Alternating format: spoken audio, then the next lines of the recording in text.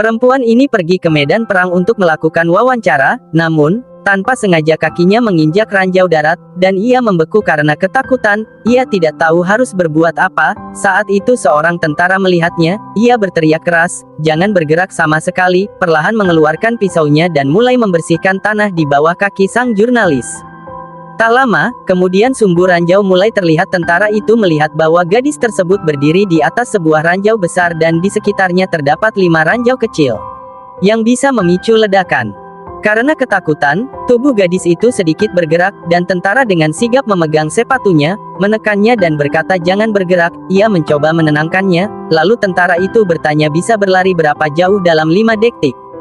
Gadis itu menjawab aku tidak tahu. Tentara itu berkata, aku bisa memberimu waktu 5 detik, supaya meskipun kamu bergerak ranjaunya tidak langsung meledak. Kemudian mengeluarkan tang dan bergerak menuju kabel ranjau tersebut. Kini napas mereka berdua tertahan, hidup dan mati bergantung pada saat itu. Akhirnya sang tentara memotong kabel ranjau itu. Ia segera berdiri menggenggam tangan gadis itu.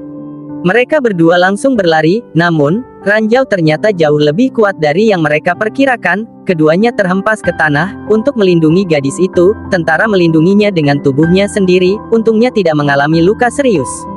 Setelah kejadian tersebut, gadis itu merasa tertarik kepada tentara. Ia tidak menyadari bahwa saat mereka bangkit, tali merah milik tentara tersangkut di tasnya, sebelum berangkat menjalankan misi berikutnya.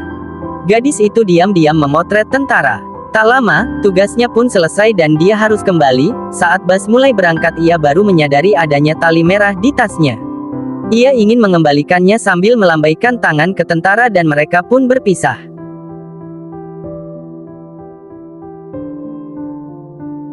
Suatu hari gadis itu pulang dari kantor dan melihat sosok yang sangat familiar di jalan, namun, saat ia turun dari mobil sosok itu sudah menghilang.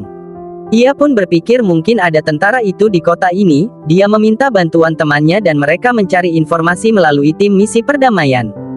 Temannya memberikan sebuah kartu nama. Gadis itu pun pergi ke kantor yang tertera. Ia sempat mengira pria di depannya adalah tentara itu, tapi setelah memandang dengan jelas bahwa itu bukan dia, saat ia keluar tiba-tiba langit yang cerah berubah, dan hujan pun turun. Saat ia hampir basah kuyup sebuah payung terbuka di atas kepalanya.